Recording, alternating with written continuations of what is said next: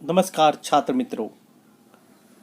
आज हम सेतु कसौटी नंबर 3 के अंतर्गत कक्षा 8वीं के हिंदी के प्रश्न पत्र तथा उत्तर पत्र की जानकारी लेंगे।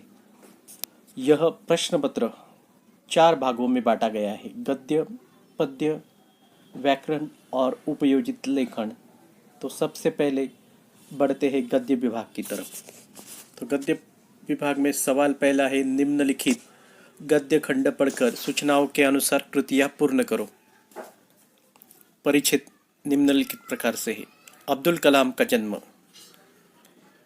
और अंत में है भारत सरकार ने उन्हें भारत रत्न से विभूषित किया।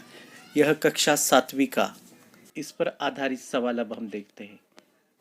सवाल पहला है, संजाल पूर्ण करो। डॉक्टर कलाम का सम्मान।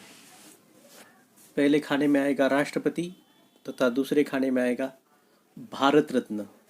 उसके बाद सवाल दूसरा, उपरयुक्त गद्य खंड पढ़कर एक शब्द में उत्तर दो। डॉक्टर कलाम इस नाम से प्रसिद्ध थे। इसका जवाब है मिसाइल मैन। उसके बाद दूसरा, डॉक्टर कलाम ने अपने पिता से यह गुण विरासत में पाए। पहला है ईमानदारी और दूसरा है आत्म अनुशासन। सवाल तीसरा, विज्ञान शाप या वरदान इस विषय पर अपने विचार 4 से 5 पंक्तियों में लिखिए।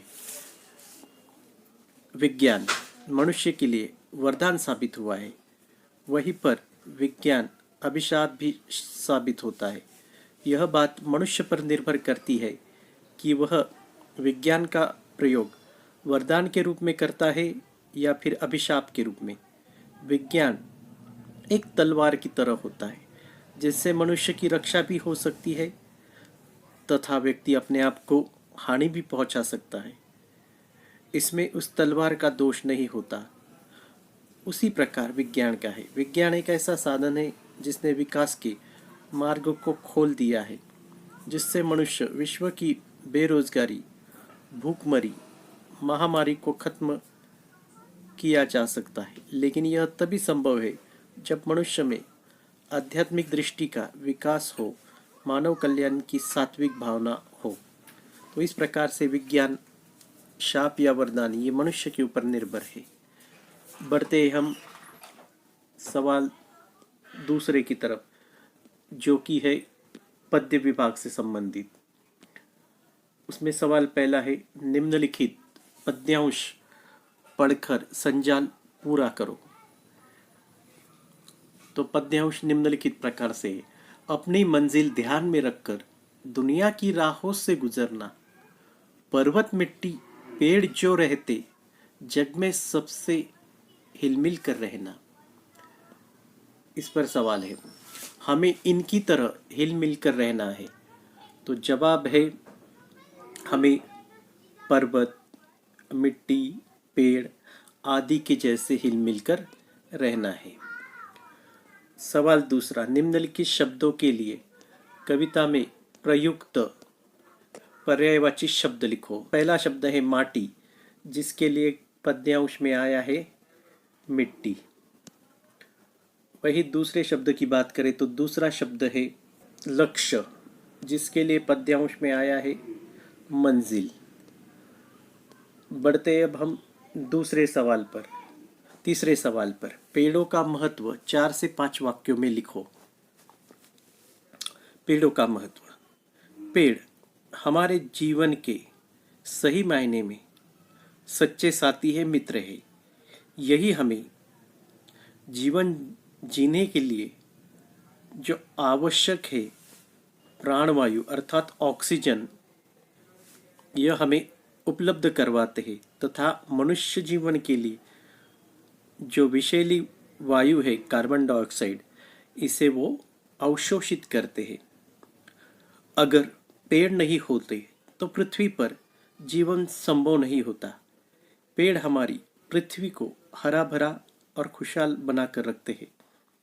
पेड़ जीवन भर हमें कुछ ना कुछ देते ही रहते हैं, चाहे वो फल हो, फूल हो, यहाँ तक कि छाया हो ऐसा किसी न किसी रूप में पेड़ हमें कुछ ना कुछ देते रहते, फिर भी हम मनुष्य निजी स्वार्थ के लिए पेड़ों को बेशुमार काट देते हैं। आज यह बहुत ही विडंबना का विषय है कि जो पेड़ हमें जीवन दे रहे हैं, हम उन्हीं को नष्ट करने पर तुले हुए हैं। अंत में मैं इतना ही कहना चाहूँगा, अगर हमें पृथ्वी को बचाए रखना है तो अधिक से अधिक मात्रा में पृथ्वी पर पेड़ लगाने होंगे।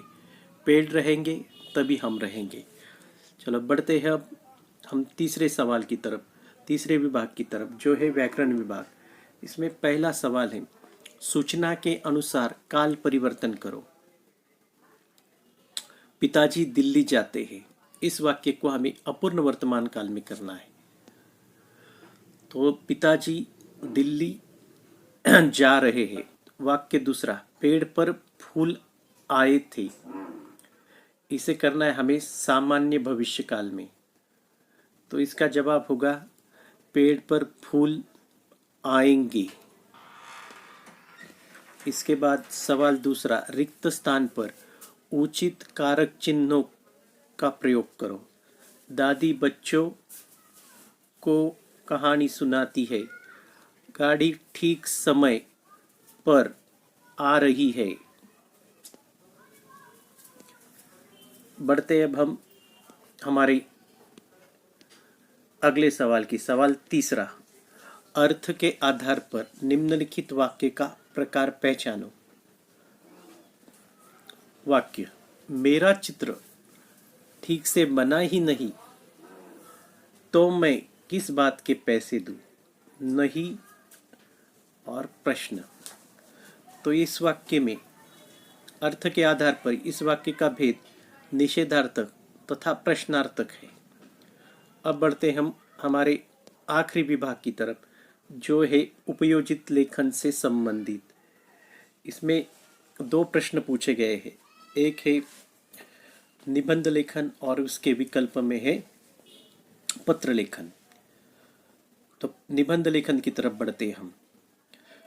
निबंध है मेरा देश, इसमें प्रस्तावना, प्रकृति वर्णन, देश की संस्कृति, महान विभूतियाँ, अन्य देशों से अलग, विविधता में एकता, विश्व को ज्ञान देने वाला और अंत में उपसंहार आदि मुद्दों के आधार पर हमें मेरा देश यह निबंध लिखना है। तो देखते हम मेरा देश यह निबंध। तो सबसे पहले शीर्षक डालिए मेरा देश।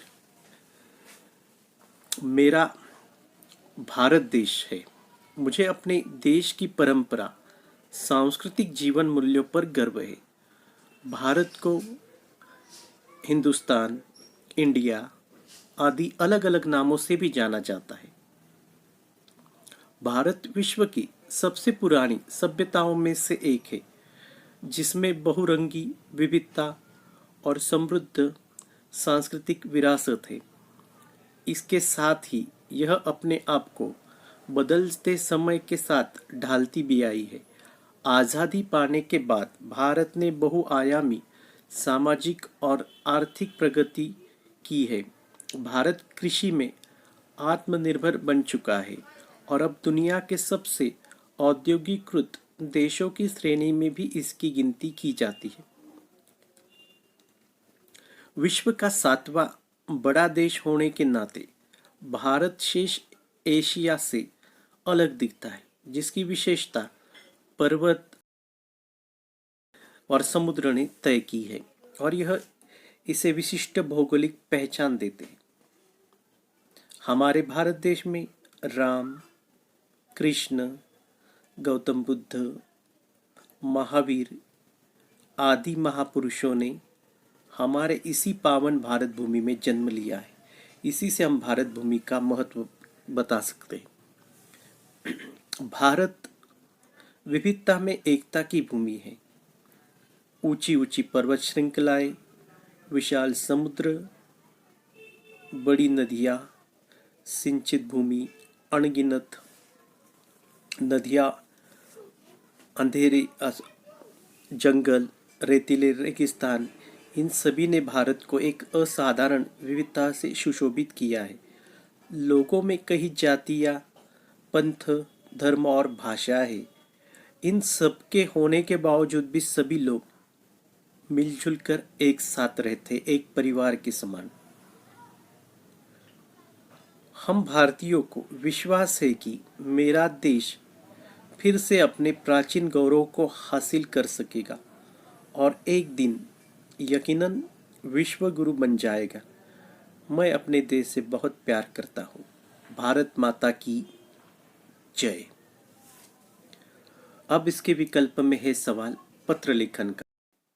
निम्नलिखित प्रकार से आप यह पत्र लेखन कर सकते हैं। तो देखिए पत्र लेखन।